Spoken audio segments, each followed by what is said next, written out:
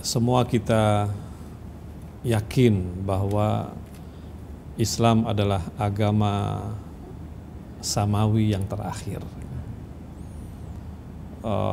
agama yang memang berasal dari langit yang terakhir.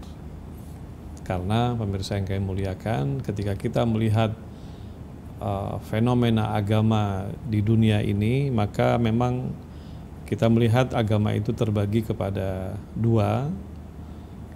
Pertama adalah agama yang berasal daripada wahyu, dan yang kedua adalah agama yang muncul dari budaya manusia.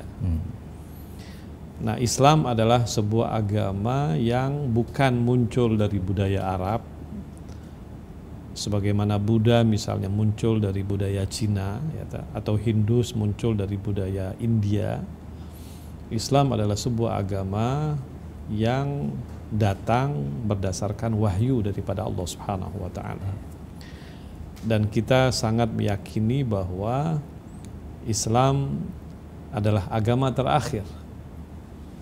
Dan setelah Islam tidak ada agama-agama wahyu lainnya.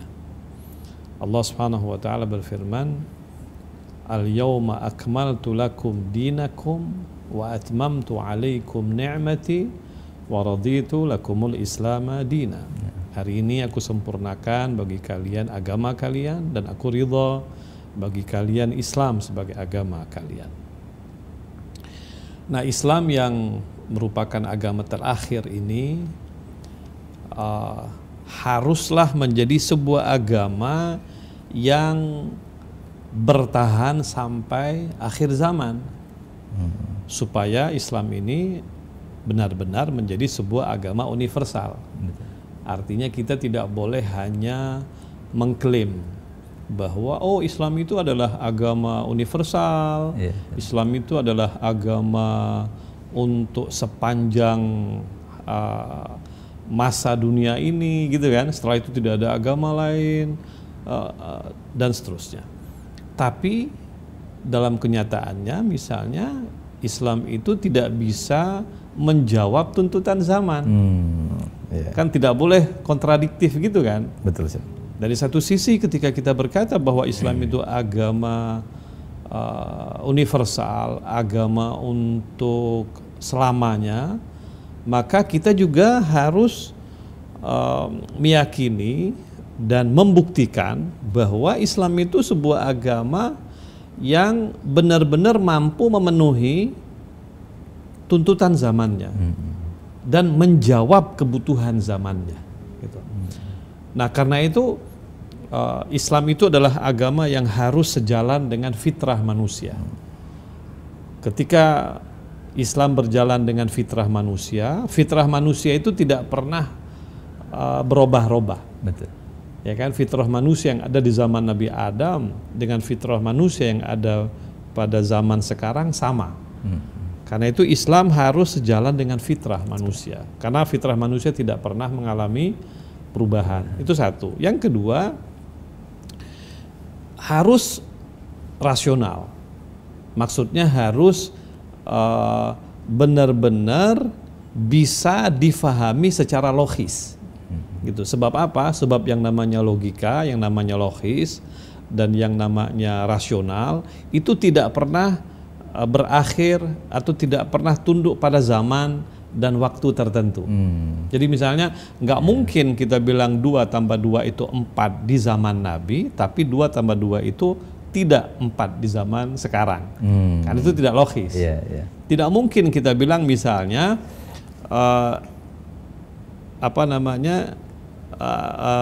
berat itu di zaman Nabi 2 kilo lebih berat daripada 1 kilo di zaman Nabi atau di zaman Nabi Adam, tapi sekarang 2 kilo lebih ringan daripada 1 kilo di zaman sekarang. Itu tidak logis namanya. Nah, jadi harus memenuhi minimal 2 syarat ini, ya kan?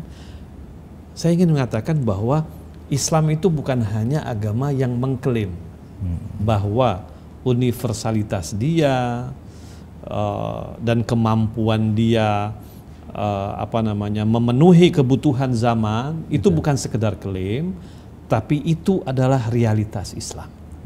Oke. ketika Islam itu seperti ini, maka Islam itu bisa bertahan. Karena itu kenapa Allah Subhanahu wa taala mengatakan dalam Al-Qur'an bahwa umat ini, umat Muhammad sallallahu alaihi wasallam dan agama ini adalah sebuah umat yang berada tidak pada ekstrem kanan dan tidak ada pada ekstrem kiri. Ummatan wasata, wa kadzalika ja'alnakum ummatan wasata. Demikianlah kami jadikan umat ini sebuah umat yang wasato, yang moderat. Maksudnya wasatan di sini dalam segala hal. Dalam hal berfikir, dalam hal berakidah, dalam hal berpolitik, dalam hal bersosial. Jadi betul-betul berada pada timbangan yang benar. Jadi kalau kita ingin gambarkan misalnya sebuah neraca, ya, sebuah timbangan itu tidak kanan dan tidak kiri, adil betul. Nah, umat ini Islam ini sebetulnya agama seperti itu. Dia tidak bisa diekstremkan. Tidak bisa misalnya rasional dalam pengertian rasionalisme, tidak bisa. Tapi juga tidak bisa doktrin dalam pengertian doktrinisme sehingga tidak memberikan ruang kepada logika dan akal, gitu ya. Baik. Karena itu kenapa tadi antum bilang fenomena sosial sekarang ini. Kita melihat bahwa ada sebagian kaum muslimin yang sangat ekstrim, yang sangat kaku, ya kan? Karena itu dia memahami teks-teks agama itu sangat tekstualis. Sehingga agama itu sepertinya tidak bisa lagi hidup di zaman sekarang. Jadi siapapun, contohnya begini sekarang ini, ya contoh katakanlah sekarang ini lagi ramai masalah Natal, ya kan? Orang Islam itu tidak boleh mengucapkan hari Natal, tidak boleh mengucapkan selamat Natal kepada orang non-Muslim, orang Kristen. Karena itu akan membuat kita murtad. Itu namanya keterlaluan. Berlebihan itu. Berlebihan, ya kan? Masa sekedar mengucapkan saja lalu kemudian membuat kita keluar daripada agama. Ya kan?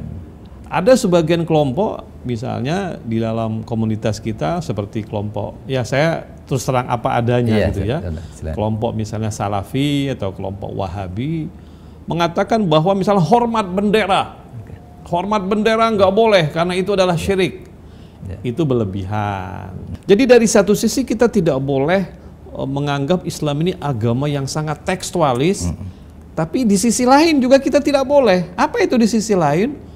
Kita menafsirkan secara bebas agama ini sampai tidak ada lagi panduan-panduan teks dalam Al-Quran. Itu juga tidak boleh. Nah, itu tidak boleh ekstrem kanan, tidak boleh ekstrem kiri, dan Ahlul Bait berada di tengah-tengah. Masya Allah. Jadi Ahlul Bait atau Syiah yang kita pelajari daripada imam-imam Ahlul Bait, dan sesungguhnya itu adalah dari Rasulullah dan dari Al-Quran, dia berada pada tengah-tengah, ya kan? Itulah yang disebut dengan ummatan wasata.